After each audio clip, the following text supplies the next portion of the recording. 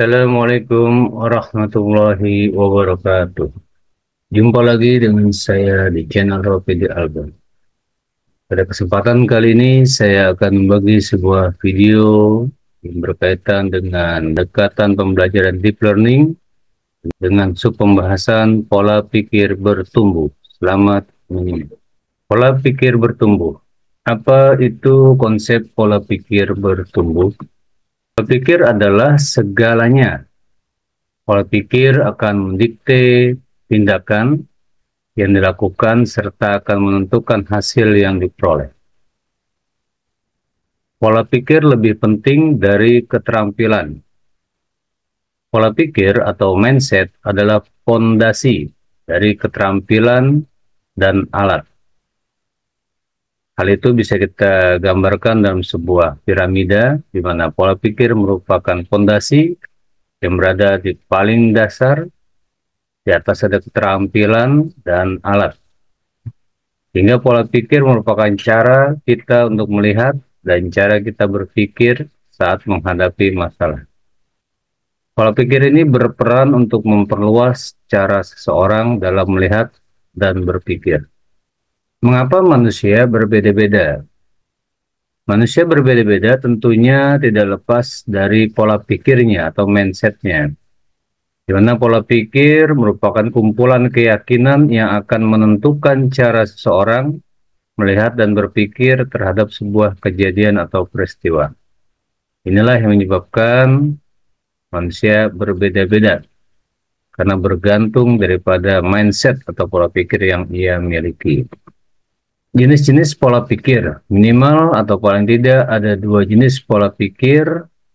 Yang pertama, growth mindset dan fixed mindset atau pola pikir bertumbuh, dan yang kedua adalah pola pikir tetap.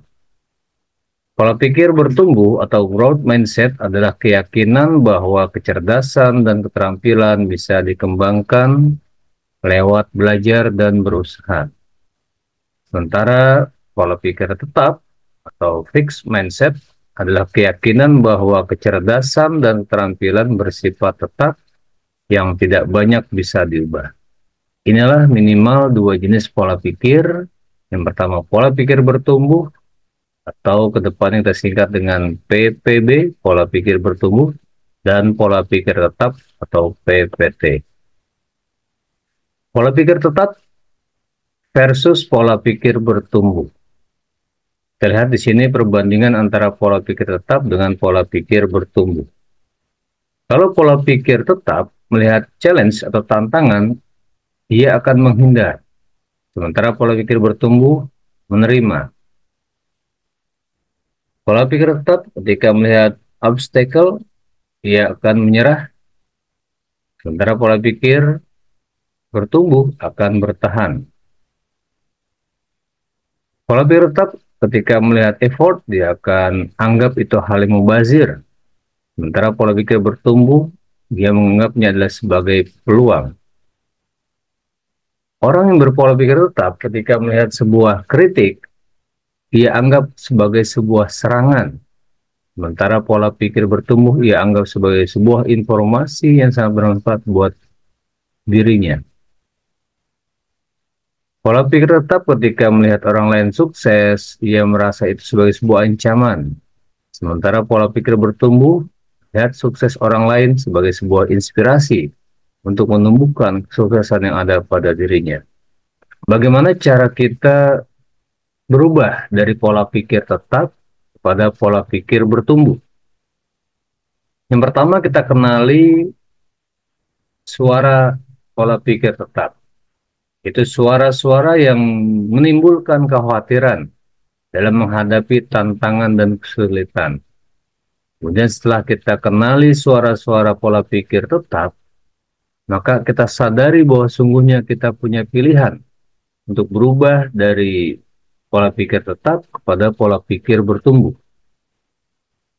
Kenali suara pola pikir bertumbuh, hingga kita akan menimbulkan optimisme dalam menghadapi tantangan dan kesulitan. Selanjutnya, setelah kita berbicara kembali dengan suara pola pikir bertumbuh atau PPB, maka lakukan aksi sesuai dengan pola pikir bertumbuh tersebut. Selanjutnya di sini kita akan coba identifikasi mana-mana yang merupakan suara pola pikir tetap atau PPT dan mana-mana yang merupakan suara pola pikir bertumbuh. Misal yang termasuk suara pola pikir tetap, kalimat-kalimat seperti ini. Kalau saya gagal berarti saya tidak mampu. Saya akan menolak saat menerima tugas yang belum pernah saya kerjakan sebab risiko untuk gagal akan besar. Kesalahan menunjukkan kelemahan saya sehingga harus dihindari demi menjaga nama baik. Saya harus bagus dalam bidang tertentu saja dan tidak untuk bidang lainnya. Kecerdasan dan kemampuan adalah segalanya dan akan menjadi faktor yang menentukan sukses tidaknya. Ini contoh suara-suara pola pikir tetap yang semestinya bisa kita tinggalkan menuju suara pola pikir bertumbuh. Kalau saya gagal, bukan berarti saya tidak mampu. Kalau pola pikir bertumbuh, kalau saya gagal berarti saya harus belajar lalu mencoba lagi. Saya akan menerima pekerjaan yang belum pernah saya kerjakan, sebab ini adalah peluang untuk belajar dan mengembangkan potensi diri. Ini suara pola pikir bertumbuh yang menganggap tugas baru merupakan peluang untuk belajar dan mengembangkan potensi diri.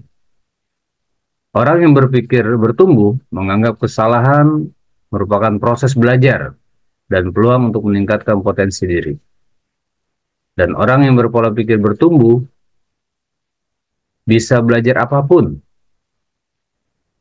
dan termasuk hal-hal yang sangat sulit sekalipun. Belajar dan berusaha adalah faktor kunci yang akan menentukan sukses tidaknya seseorang. Itulah ya pola pikir bertumbuh yang bisa kita kenali. Lantas ada sebuah riset yang menunjukkan intervensi pola pikir. Riset yang dilakukan di The Project of Education Research, the Dead Scales, menunjukkan bahwa intervensi pola pikir telah memberikan hasil yang sangat baik dalam meningkatkan prestasi akademik murid. Intervensi ini menjadi alternatif dari intervensi yang dikenal dengan the sense of purpose intervention. Prosedur intervensi pola pikir. Saat melihat ada murid yang mau menyerah ketika menemui tantangan atau kesulitan, lantas apa yang bisa dilakukan oleh seorang guru? Maka jika kita sebagai seorang guru, segera dorong dia untuk mencoba lagi. Jangan biarkan murid menyerah ketika menemui tantangan atau kesulitan. Pada saat murid mau mencoba lagi, segera beri pujian proses karena telah mau berusaha. Lalu jelaskan kepada murid tersebut tentang pola pikir tetap dan pola pikir bertumbuh dan perbedaan utamanya pada saat menghadapi tantangan dalam belajar. Jelaskan kepada murid bahwa berbuat salah merupakan cara otak untuk belajar dan berkembang.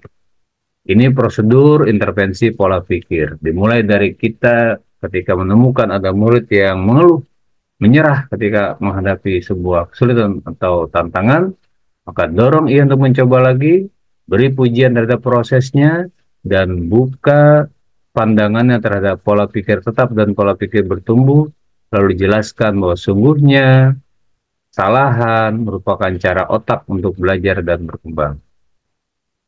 Kemudian, yang tidak kalah pentingnya bagi kita seorang guru adalah membentuk sebuah komunitas belajar, di mana membangun komunitas belajar merupakan fondasi utama untuk mengembangkan pola pikir bertumbuh di sekolah yang terdiri dari beberapa macam hubungan, yaitu antara guru dengan murid, antara guru dengan orang tua, serta antara guru dengan sesama rekan guru lainnya.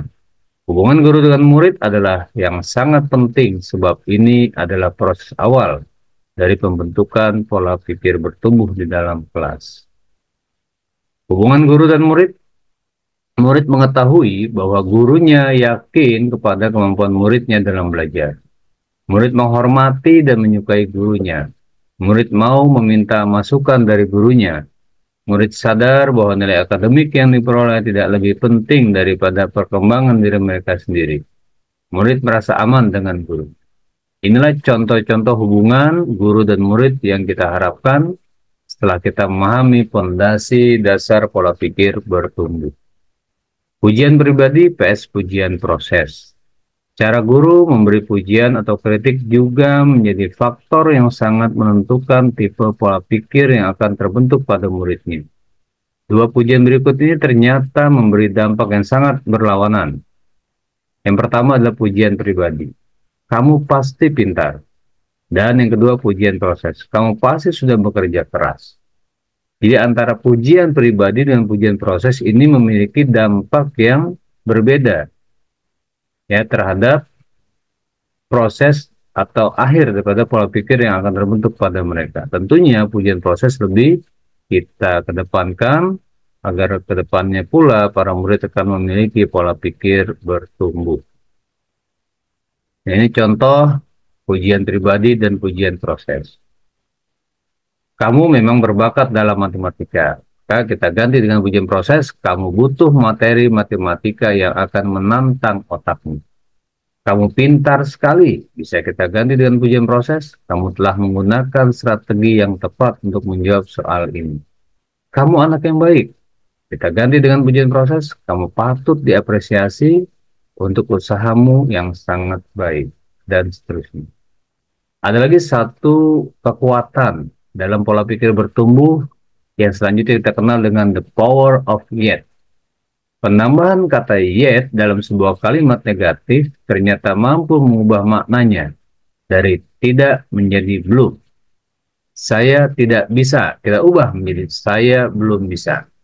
Saya tidak bisa mengerjakan ini. Ganti dengan kalimat saya belum bisa mengerjakan. Nah, dengan kita mengubah kata tidak menjadi kata belum, akan terbuka sebuah peluang untuk mencoba lagi untuk meraih sukses. Inilah prinsip utama dari pola pikir bertumbuh yang sangat berlawanan dengan prinsip tyranny of no, yang menutup peluang untuk mencoba lagi sehingga mendorong terbentuknya pola pikir tetap. Itu ya teman-teman semuanya, terus para rekan guru, kita ubah mindset pola pikir murid kita dari kata tidak bisa menjadi belum bisa, dari kata tidak bisa melakukan menjadi belum bisa melakukan, dari kata tidak bisa mengetahui menjadi belum bisa mengetahui, dan lain-lain sebagainya. Terima kasih. Semoga video ini bermanfaat. Sampai jumpa di video-video saya selanjutnya. Jangan lupa like and subscribe. Sampai jumpa. Assalamualaikum warahmatullahi wabarakatuh.